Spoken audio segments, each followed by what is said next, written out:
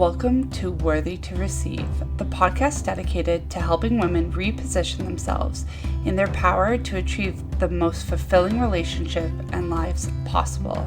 I'm your host, Emma D'Souza, and here we dive deep into the belief that every woman is worthy of receiving all the amazing things life has to offer. Each week, we explore how women and their partners can show up and serve in relationships, uncovering the mindset shifts needed to embrace your inherent worthiness. Tune in to learn how to transform your relationships and open yourself up to the life you've always desired. You're worthy of having everything you dream of, and I'm here to guide you on that journey. Hello, and welcome back. I am so excited to talk to you about something incredibly important, self-worth.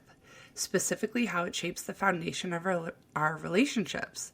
Whether we realize it or not, the way we see ourselves deeply impacts how we connect with others. And today I want to explore with you that connection, how self-worth influences our relationships, how low self-worth can sabotage intimacy, and most importantly, how we can start building self-worth to create the fulfilling relationships we deserve. This is definitely something I'm working on right now, and I can't wait to share it with you.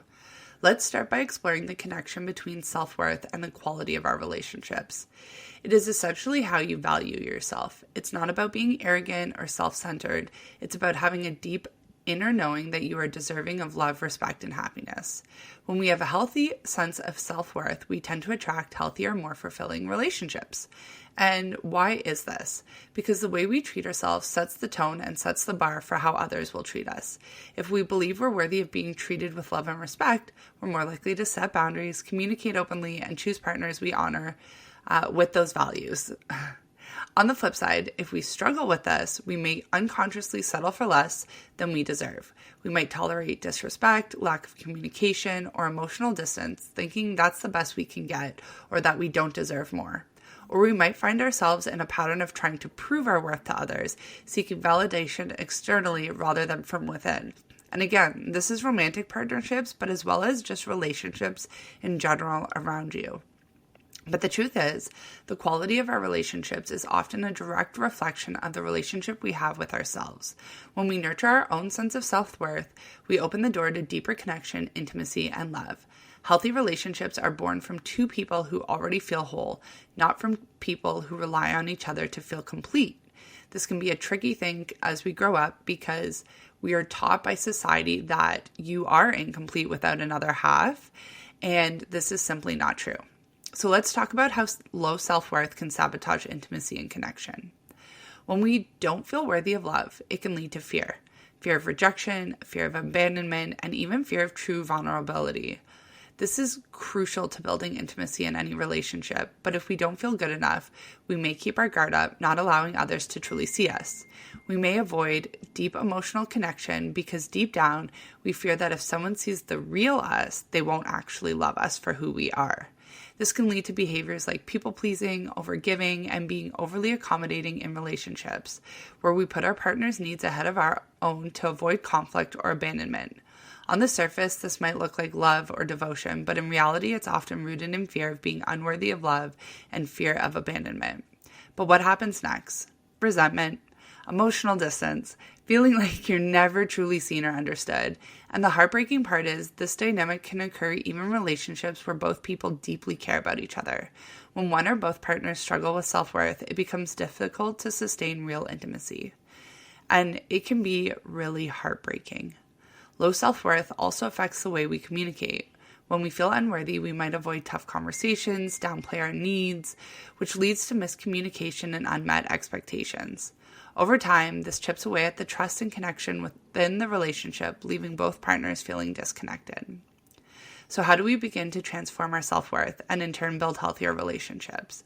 First and foremost, I want to say these are tools that can help you, but if you feel you really need deep help, I highly recommend a relationship therapist or coach, because this is someone who can help you work on the little pieces, especially a therapist if there's trust issues or just that level of resentment that you can't seem to get around.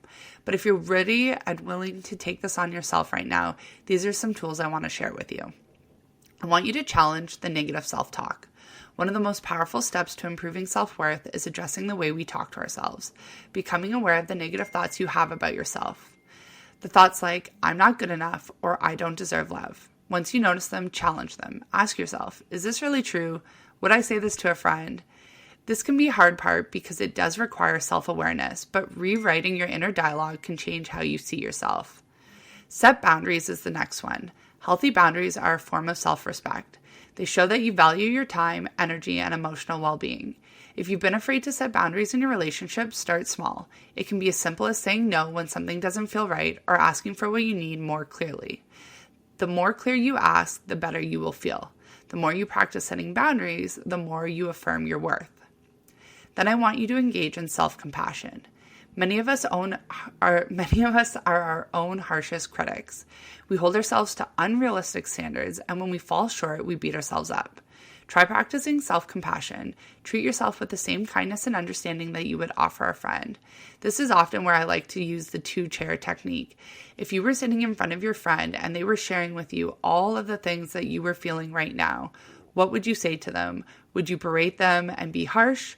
Or would you be kind and loving and reassure them that this is just one moment and that they are actually pretty fantastic? When you make a mistake, remind yourself that you are human and it's okay. Then develop a gratitude practice. Start a daily practice, not just for external things, but for yourself. Write down 3 things each day that you appreciate about yourself, whether it's something you accomplished, a quality you love, or even something small like how you handled a situation.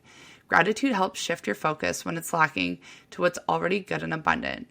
This is definitely one I'm working on right now to incorporate daily, and something that I'm excited that I have been doing, and it's hard to remember sometimes, but this is me being human to you. We have to commit. Surround yourself with uplifting relationships is the next step. Surround yourself with people who uplift and support you. It's important to be in relationships, whether romantic, platonic, or professional, where you feel valued and appreciated. Seek out relationships where mutual respect and encouragement are present. Distance yourself from the toxic environments that make you question your worth. It's just not worth it. To wrap up, I want to remind you that building self-worth is a journey, not a race.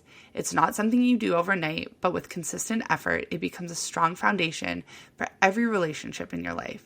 The more you honor and value yourself, the more you'll be able to give and receive love in your relationships. When you know you're worthy, you stop settling for less than what you deserve, and your relationships will naturally reflect that. Thank you so much for being here today with me. I hope you walk away with a deeper understanding of your self-worth and how it influences your relationships with tools to start nurturing that sense of self-worth from within. Remember, you are worthy of love, you are worthy of respect, and all the happiness you desire, starting with the relationship you have with yourself. Sending you all the love until next time, I'm Emma D'Souza.